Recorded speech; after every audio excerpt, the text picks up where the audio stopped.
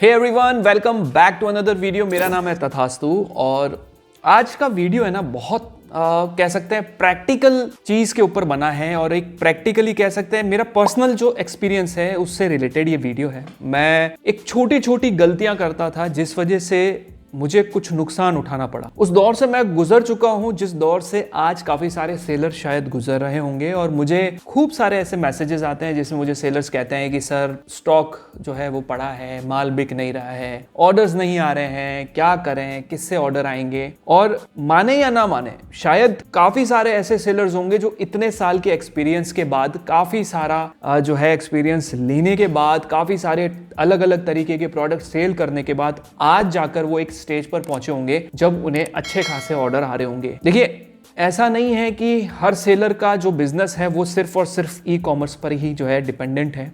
मेरा खुद का बिजनेस भी है, वो सिर्फ और सिर्फ ई कॉमर्स नहीं है। उसके अलावा और भी ऑप्शंस होते हैं और भी तरीके होते हैं बिजनेस करने के। आप एक ही बिजनेस को अलग अलग चीज़ों में ऑफलाइन भी कर सकते हैं, ऑनलाइन भी कर सकते हैं, अपनी खुद की वेबसाइट पे भी कर सकते हैं। सो एट दी एंड हमारा जो टारगेट रहता है वो होता है सेल्स जनरेट करने का, रेवेन्यू जनरेट करने का।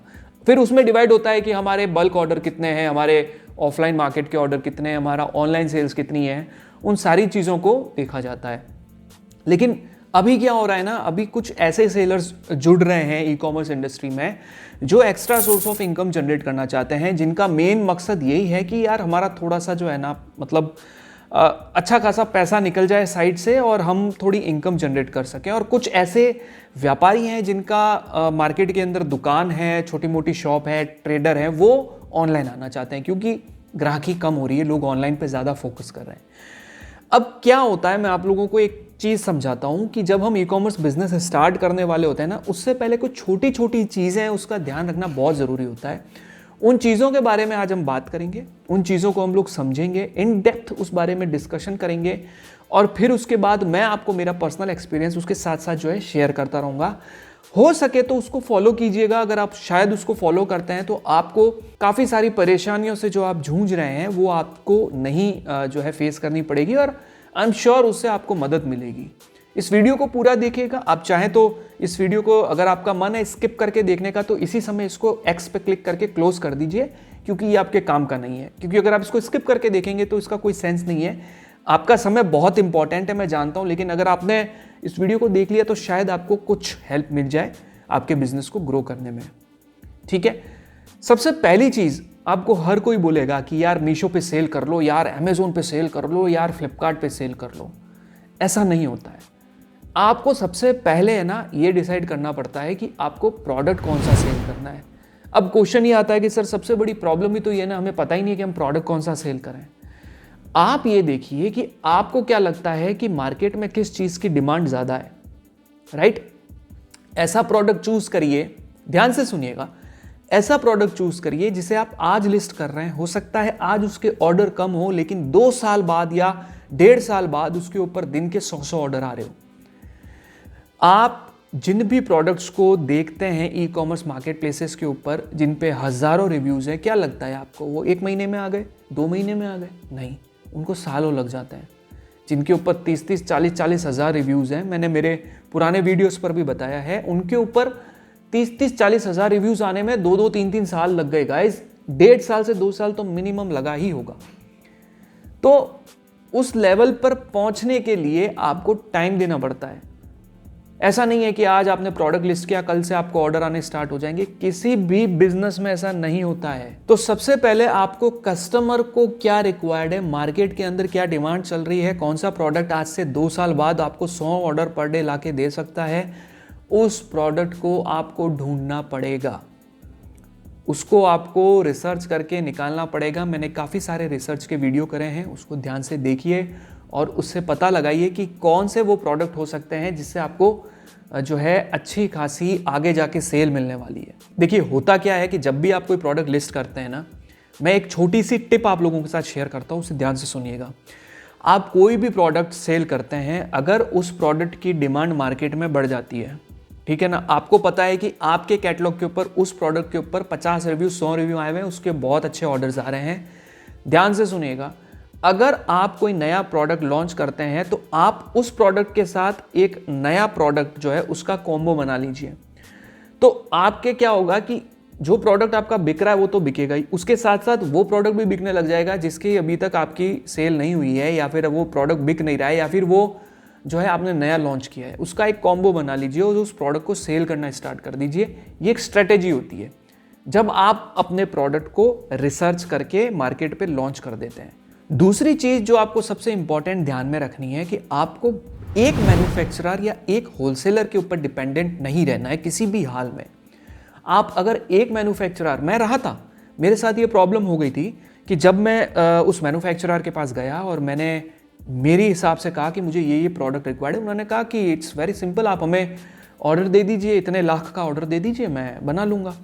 तो यार मैंने कहा कि भाई मेरे पास अभी इतने पैसे तो नहीं है कि मैं आप लोग को लाखों का ऑर्डर दे दूँ, मेरे पास तो बजट कम है, तो मुझे उसमें ही बहुत सारी वेराइटीज़ बनानी है। देखिए कोई भी मैन्युफैक्चरर, इस चीज़ को आप मान के चलिए, हर मैन्युफैक्चरर को पता होता है पहले से ही कि ये बंदा लंबा टिकेगा या नहीं टिकेगा, ठीक है ना। तो आप उसी तरीके से डील कीजिए उससे कि उसको लगना चाहिए कि ये बंदा आगे जाके, देखो बिजनेस है ना, ऐसे ढीला ढाला गेम नहीं है। बिजनेस में आपको स्मार्ट और क्विक तो होना पड़ेगा, थोड़ा सा चतुर और थोड़ा सा दिमाग लगाना पड़ेगा आपको। अगर आप मैन्युफैक्चरर से अच्छी डील कर लेते हैं, उसको कह देते हैं कि यार देखो अभी तो मुझे इतनी रिक्वायरमेंट है, बाद में मैं और ले लूँगा अगर मेरा बिजनेस अच्छा चलता है, धंधा अच्छा चलता है। तो मैं आपको श्योरिटी देता हूँ कि आज की तारीख में सब मैन्युफैक्चरर वेट कर रहे हैं कि उनको कोई होलसेल में ऑर्डर दें। बहुत से ऐसे मैन्युफैक्चरर हैं जो आपको 50-100 पीस में भी अच्छा खासा आपको सप्लाई देना अच्छी रेट में चालू कर देंगे। इसलिए आप एक अच्छा मैन्युफैक्चरर पकड़ें, ऐसा मैन्युफैक्चरर पकड़ें जो आपको टाइम पर प्रोडक्ट बना के दे सके, या फिर आपके उन प्रोडक्ट की जो अवेलेबिलिटी हो उस होलसेलर या डीलर के पास हमेशा रहे। और उसके साथ साथ आपको दूसरे जो है मैन्युफैक्चरर और वो भी ध्यान में रखने बहुत ज़रूरी है। अगर आप ऐसा नहीं करते हैं तो हो सकता है कि एक टाइम ऐसा आ जाए कि आपके प्रोडक्ट की सेल तो हो रही है लेकिन आपके प्रोडक्ट जो है वो स्टॉक में नहीं है, आपका माल आउट ऑफ स्टॉक हो रहा है और आपके मैन्युफैक्चरर के पास भी वो प्रोडक्ट अनअवेलेबल है। आप इंडिया मार्ट पे पता कर सकते हैं, इंडिया मार्ट पे आपको बहुत सारे मैन्युफैक्चरर्स मिल जाएंगे। तो आप मल्टीपल मैन्युफैक्चरर से कांटेक्ट में रहें, उनसे माल मंगाएं, थोड़ा थोड़ा माल सबसे मंगाते रहें ताकि उनको ये ना लगे कि ये जो है हमसे कभी कभी ऑर्डर्स करते हैं। तो इस चीज़ का आपको ध्यान रखना है। थर्ड चीज़ जो मैं आप लोगों को बताने वाला हूँ कि जब हम किसी मैन्युफैक्चरर के पास जाते हैं तो वो क्या कहता है कि आप एक काम करो, बल्क में इतनी क्वांटिटी ले लो, मैं आपको कुछ जो है वो डिस्काउंट दे दूंगा। आपको ऐसा नहीं करना है, डिस्काउंट के पीछे मत भागिएगा, डिस्काउंट के चक्कर में ज़्यादा माल मत लेके आ जाइए करेगा जो मैंने किया। मैं आप लोगों को एक चीज़ समझाता हूँ, प्रैक्टिकल मैंने अगर आप लोगों को कहा है तो मैं बताता हूँ। मेरे आज से 3 से 4 साल पुराने प्रोडक्ट आज भी मेरे वेयरहाउस पे पड़े हैं। 3 से 4 साल पुराना माल मेरा आज भी पड़ा है जो डेड स्टॉक होने के बिल्कुल कगार पे। वो गलती ये थी कि मैंने उस समय कम प्राइस के चक्कर में माल लेकर आ गया मैं, और वो माल कभी बिका ही नहीं। ई कॉमर्स मार्केट प्लेसेस पे छोड़िए, ऑफलाइन भी नहीं बिका। तो इसके लिए हमेशा स्टॉक उतना ही लाएं जितनी डिमांड है। मैन्युफैक्चरर और होलसेलर अपने नियर बाय लोकेशन से कांटेक्ट में रखें, ज़्यादा दूर नहीं, कोशिश करें इतना दूर भी नहीं हो कि 2-2, 3-3 दिन लग जाए प्रोडक्ट को पहुंचने में। 2 दिन मिनिमम, 24 से 48 घंटे में अगर आप तक प्रोडक्ट पहुंच जाता है तो वेल एंड गुड, अदरवाइज आप उसको थोड़ा थोड़ा स्टॉक टाइम टू टाइम मंगाते रहें। इसलिए बल्क क्वांटिटी में ज़्यादा माल मंगा के आपको नहीं रखना है किसी भी हाल में। डेड स्टॉक से बचना है, अपने कैपिटल को स्मार्टली इन्वेस्ट करना है, और इस चीज़ का ध्यान रखना है कि अगर हमारे ऑर्डर आते हैं तो हम उन्हें सप्लाई दे सकें। क्योंकि इन मार्केट प्लेसेस पे अगर आपका माल आउट ऑफ स्टॉक हो जाता है तो फिर उसकी सेल आने में बहुत दिक्कत हो जाती है, क्योंकि जो मार्केट प्लेसेस हैं वो आउट ऑफ स्टॉक वाले प्रोडक्ट की विजिबिलिटी कम कर देते हैं। इसलिए इस चीज़ का आपको ध्यान रखना है और अपने प्रोडक्ट को जो है हमेशा स्टॉक में रखना है। चौथी चीज़ आपको ये ध्यान में रखनी है गाइस, जो बहुत इंपॉर्टेंट है, ठीक है। आपने अपना कस्टमर चुन लिया, आपने अपना प्रोडक्ट चुन लिया, आपने अपना मैन्युफैक्चरर चुन लिया, लेकिन अब आपको जो चीज़ जो चुननी है वो है अपना मार्केट प्लेस। अपना एक माइंडसेट क्रिएट कर लीजिए, अपना माइंडसेट तैयार कर लीजिए कि आपको लॉन्ग रन खेलना है, वन शॉट में गेम खेलना है, शॉर्ट टर्म गेम खेलना है, थोड़े टाइम के लिए ई कॉमर्स करके बंद करना है। आप डिसाइड कर लीजिए। मुझे जो चीज़ एक दिखती है मार्केट प्लेसेस में अगर कंपेयर की जाए, मैं आप लोगों को एक चीज़ समझाता हूँ कि मैंने स्नैपडील से स्टार्ट किया था बिजनेस। स्नैपडील के ऊपर मैंने बेडशीट्स बेचना स्टार्ट की थी, राजस्थानी प्रिंट की बेडशीट बेचता था मैं, और ऑर्डर्स आते थे, ठीक ठाक चल रहा था। फिर वेट के इशू के कारण मैंने उसे बंद कर दिया। आप में से कितने लोग हैं जो इन मार्केट प्लेसेस पे सेल कर रहे हैं, जैसे अमेजोन, फ्लिपकार्ट, मीशो पे, लेकिन आपके जहन में कभी या आपके दिमाग में कभी ये आया है कि यार स्नैपडील भी तो एक मार्केट प्लेस है? एक टाइम था जब स्नैपडील और फ्लिपकार्ट के बीच में कंपटीशन हुआ करता था और आज स्नैपडील के बारे में कोई सोच भी नहीं रहा है। तो उस समय मैंने स्नैपडील बंद कर दिया था क्योंकि मुझे पता था कि ये लंबा नहीं चलने वाला है।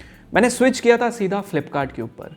लेकिन फ्लिपकार्ट के ऊपर आरटीओ, मुझे कहते थे वो लोग कि सर आपको कस्टमर रिटर्न पे पैसा जो है कटेगा, लेकिन अगर आरटीओ आता है तो उस पर एक भी रुपया नहीं कटेगा। तो आई वाज लाइक ठीक है, कोई दिक्कत नहीं है, तो बहुत अच्छी चीज़ है। हमारा सिर्फ पैकेजिंग कॉस्ट और लेबर और जो है पैकेजिंग स्लिप जाएगी, वो तो ठीक है, पार्ट ऑफ बिजनेस है, मैनेज कर लेंगे।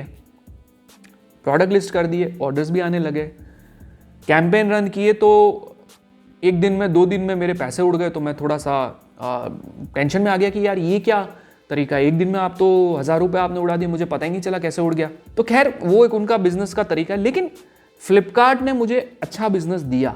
But at the same time है ना, मेरा बहुत सारा स्टॉक है ना इन ट्रांजिट में अटका रहता था आरटीओ की वजह से।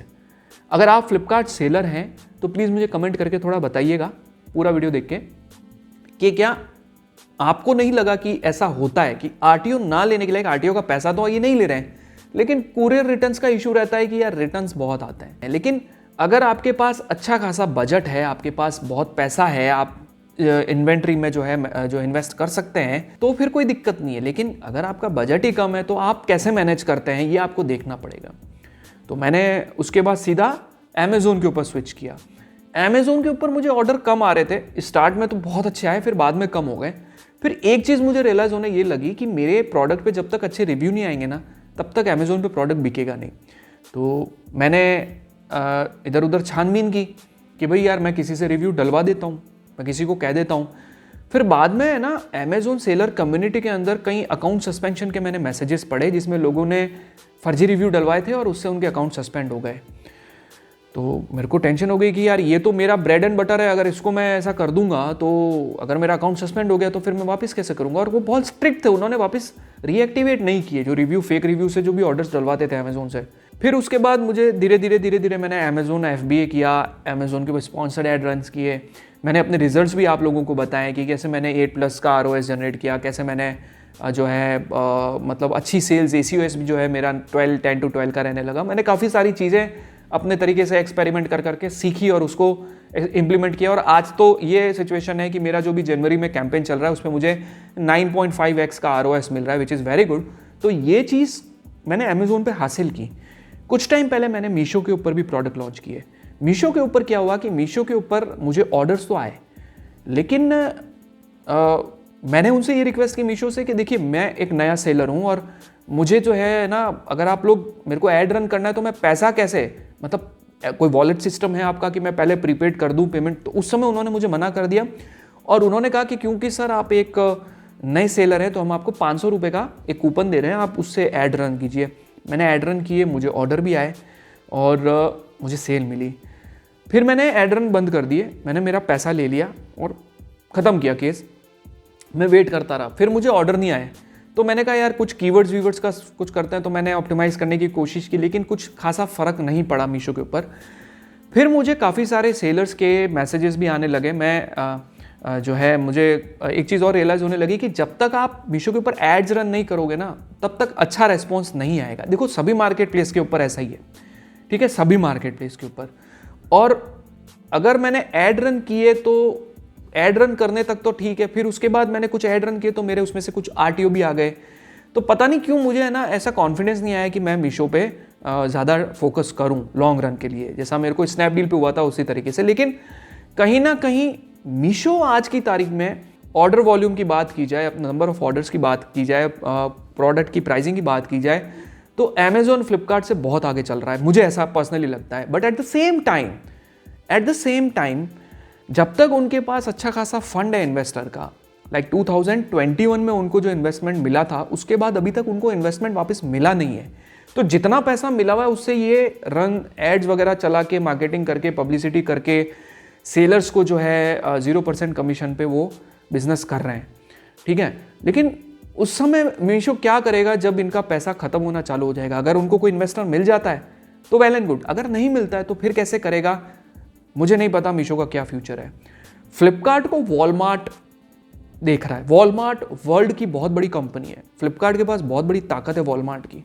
और अमेज़ोन तो ऑलरेडी बहुत ही बड़ा एक मार्केट प्लेस है। पूरे वर्ल्ड में आप देखेंगे तो अमेजोन के कितने सारे वर्ल्ड वाइड मार्केट प्लेसेस है, तो उसको पैसों की कोई टेंशन नहीं है, इसलिए उसने कभी कमीशन के ऊपर भी ज़्यादा ये नहीं किया। कोई बेच रहा है 0 पे तो बेचे, कोई बेच रहा है फ्री आरटीओ तो करे। हम तो हमारे तरीके से, और लाखों सेलर उस पर सेल कर रहे हैं आज भी।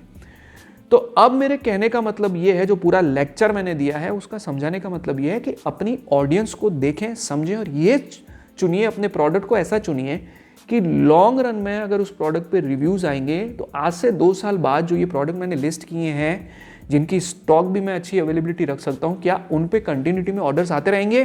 तो मेरे कहने का मतलब ये है कि आप वन शॉट पे मत भागें, थोड़े एक्सपेरिमेंट करिए, फिर उसके बाद डिसाइड करिए कि आपको कौन सा प्रोडक्ट सेल करना है। इन चारों चीज़ों को अगर आप कर लेते हैं तो मेरा यकीन मानिए आप लॉन्ग रन में ई कॉमर्स बिजनेस में ज़रूर सक्सेसफुल होंगे। बहुत अच्छा बिजनेस है, सभी लोग आज की तारीख में ई कॉमर्स पर जुड़ रहे हैं, जितने भी व्यापारी है कोशिश कर रहे हैं। ज़रूरी नहीं है वो अमेजोन, फ्लिपकार्ट, मीशो पे सेल कर रहे हैं, कुछ लोग इंस्टाग्राम पे सेल कर रहे हैं, कुछ लोग फेसबुक लाइव करके सेल कर रहे हैं, लेकिन ऑनलाइन तो आना पड़ रहा है। तो एट दी एंड आपको ई कॉमर्स बिजनेस तो करना पड़ ही रहा है और पड़ेगा। तो आशा करता हूँ कि आपको इस वीडियो से कुछ हेल्प मिली होगी। अगर वीडियो से हेल्प मिली है तो प्लीज़ इसे लाइक कीजिए, चैनल को सब्सक्राइब कीजिए, और अगर आपका कोई सवाल है तो मुझसे ज़रूर पूछिएगा। Thank you so much guys, मिलते हैं अगले वीडियो में, तब तक के लिए टेक केयर।